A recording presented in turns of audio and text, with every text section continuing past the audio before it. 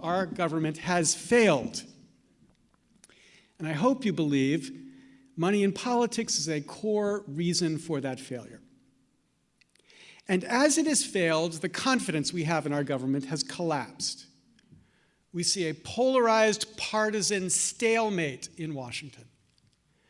Now, many people say, well, what is it? What explains this? And what we have to recognize is that there's a number of changes that explain this. And I tie them back to 1994, when we can crystallize the increasing competitiveness between Democrats and Republicans in Congress. 1995, the Republicans took control of the House for the first time in 40 years. And then from that election on, Congress flips in its control as often in the period between 95 and 2012 as in the prior 40 years. And as that competition gets more and more fierce, we move into the era of perpetual campaigns.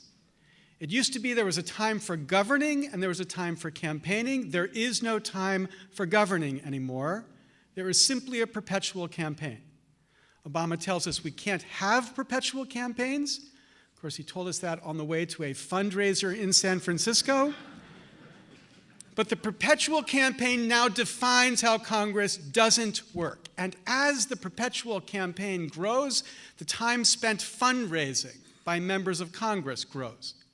For my book, Republic Loss, I calculated it was between 30 and 70% of the time of a congressperson is spent dialing for dollars, raising money to fund his or her campaign or to get his or her party back into power.